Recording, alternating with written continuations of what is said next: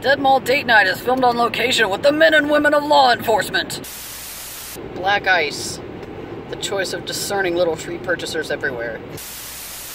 Black ice, for when you want your vehicle to smell like a man.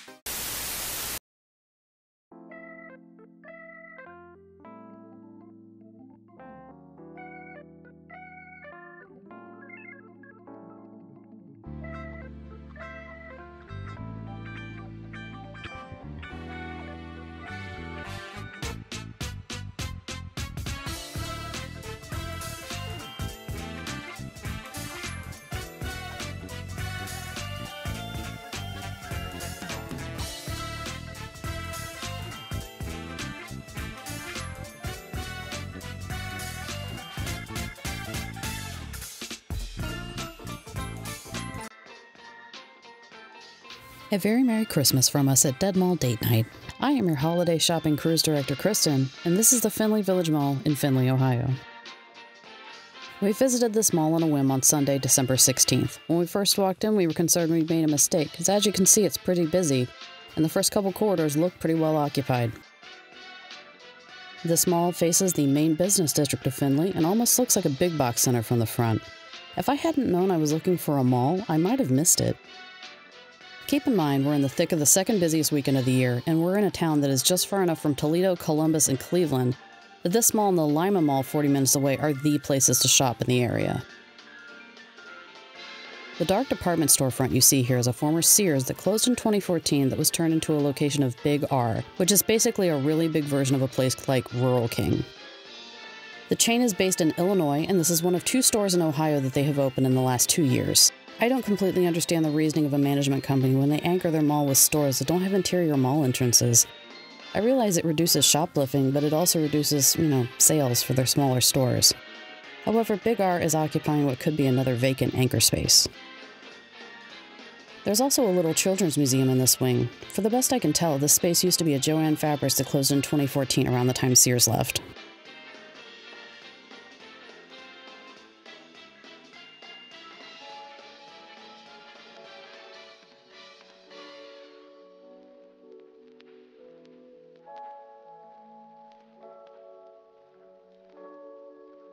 Findlay Village Mall began its life in 1962 as Fort Findlay Village Shops and was built by the Edward J. DeBartolo Group. It was enclosed during the 1970s and included JCPenney, Sears, Kroger, and a discount store called Brits as anchors. It was also home to the Findlay 6 movie theater. Brits ceased operations in 1982 and their space was taken over by Kmart. The enclosed mall included approximately 325,000 square feet of retail space. The mall was offloaded by the DeBartolo Group in the late 1980s and was purchased by J.J. Gumberg, who owns the mall to this day.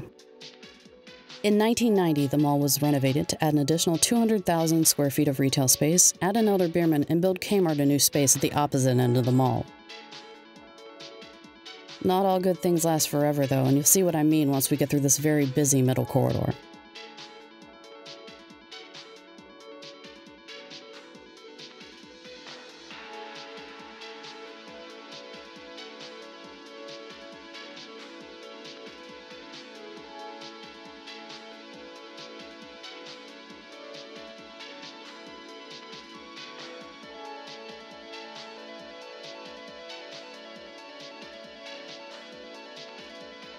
This may be the most dramatic example I've ever seen of there being a very lively and a very empty zone of the same mall.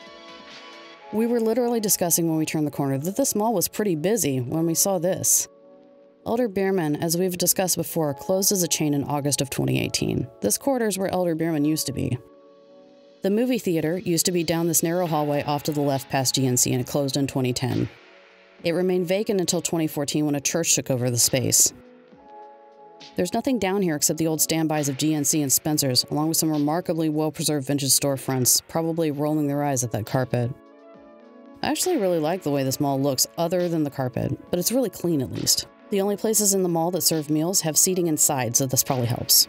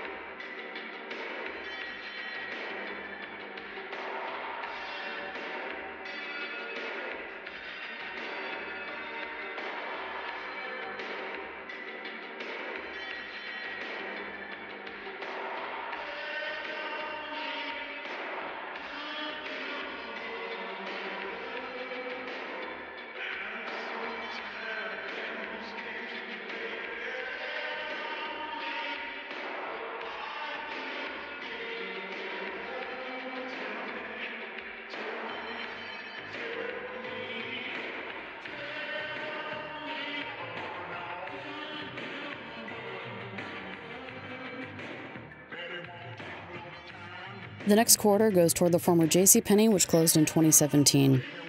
It's like this mall got their Sears problem solved, and then they got the 1-2 punch of JCPenney and Elder Beerman leaving in rapid succession. And it's going to be interesting to see what they do from here.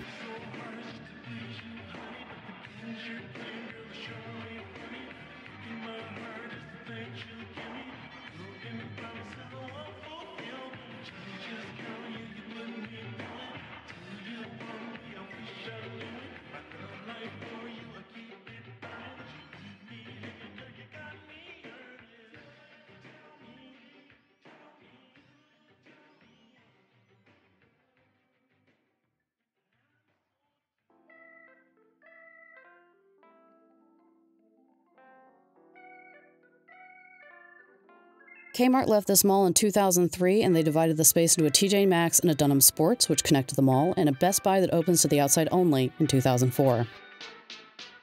It's really interesting to me that the JCPenney is kind of tucked into a corner when the remodel took place, and as a result had 2 mall entrances. JCPenney was at this mall for 55 years, so it was literally the cornerstone of this mall. Think about that. It's literally enough time for 2 generations of people to have worked there to retirement.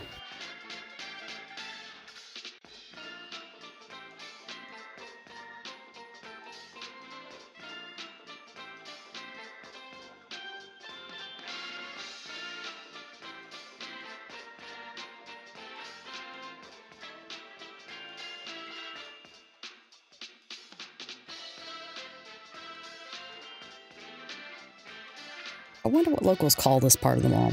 The back part? The forgotten part? The dead zone? It's so dramatic of a change from the lively front area. It's quiet back there, though.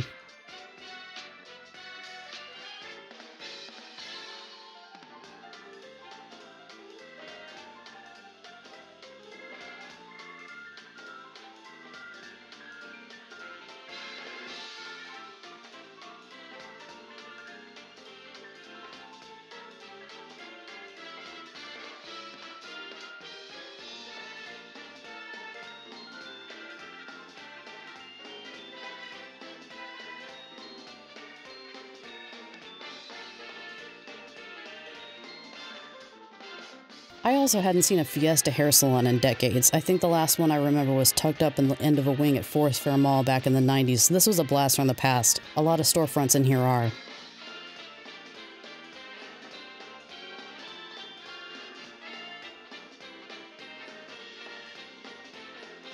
Also, columns. So many columns at the Findlay Village Mall.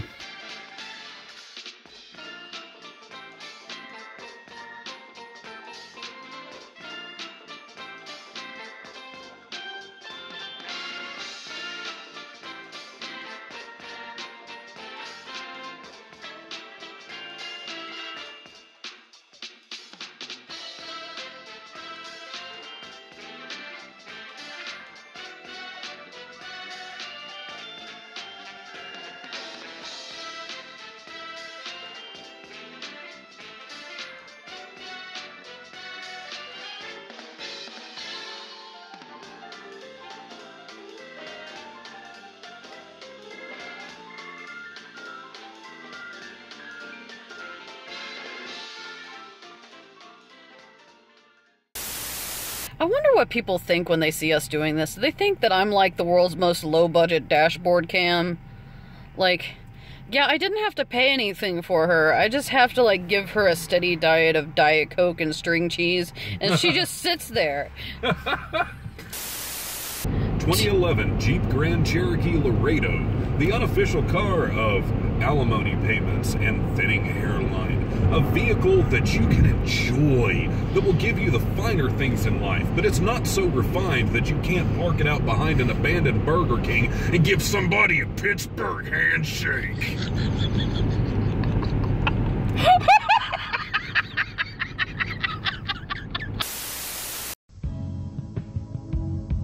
Thank you for taking a stroll through the mall with us again, and next time we'll take a look at the Dayton Mall, a survivor where you can get your nails done in a very retro way. Those of you who follow us on Instagram know what I'm talking about. We have a lot of really exciting places coming up, and until then, I am Kristen, my co-pilot is Ron, and we are UNICOMM Productions. We will see you next time, better than ever, in 2019.